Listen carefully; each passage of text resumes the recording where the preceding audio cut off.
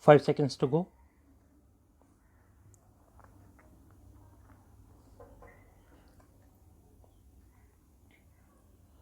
Start. It must be over a year since I first expressed my desire to have a frank dialogue with the representatives of organized labor. I am glad that my colleague has now arranged such a meeting and that you have responded to our invitation. This is one of the most crucial meetings in recent years. We are at a significant stage in the evolution of our political and economic system. Trade union leaders owe allegiance to different political ideologies. Such diversity is expected in an open democratic society. I do, however, hope that within the broad spectrum of organized political opinion ranged around this table, there is a basic unity of purpose and a determination to jointly explore avenues of cooperation in tackling our problems of poverty and social injustice.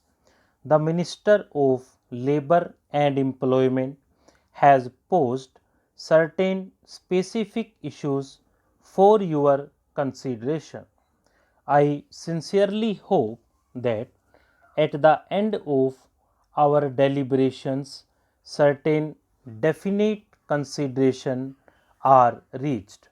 For this, it is necessary to approach the problems facing us with temper and spirit required for their solution.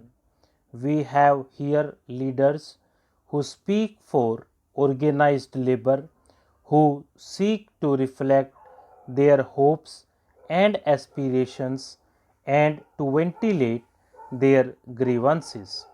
It is perhaps understandable that segment of society should equate its own sectional interests with those of the whole. During the last 2 or 3 years, I have been deeply anxious about the deterioration in industrial relations. Strikes, lockouts, and closures have become more frequent and less peaceful. One wonders whether those who speak for management always keep in view the larger picture of Indian poverty. We have strong trade unions to struggle for the interests of labor. We have equally vocal and close knit organizations of management keen and able to project their point of view, but who is to look after the interests of the vast numbers of the unorganized and the voiceless. I am not speaking merely of consumers, although their interests must also be reconciled with those of labor and management, but in a country with depressingly low standards of consumption, the emphasis even on the interests of consumers become irrelevant beyond a point. When trade union leaders talk of protecting the living standards of the working class, or when managements use sophisticated jargon about incentives, they hardly seem to show any concern about the problems of the really poor people.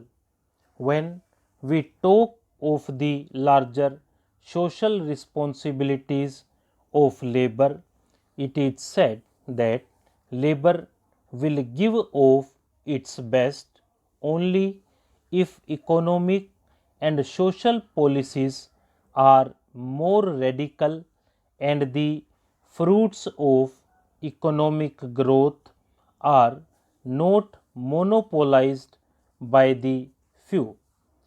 I believe in radicalism, but it must deliver the goods.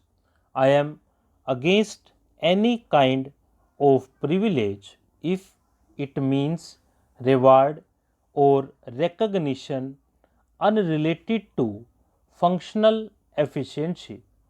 World economic history and our own experience point to the fact that privileges, however defined, become entrenched in a period of economic stagnation rather than in a period of growth. The emphasis on a faster rate of growth does not, therefore, represent any retreat from radicalism or socialistic principles. On the contrary, a higher rate of growth is an essential prerequisite to welfare on an enduring basis. It does not matter to the privileged whether rate is 2% or 6%, they already have the means of a good life at their command. A higher rate of growth is vital for those are currently unemployed or underemployed.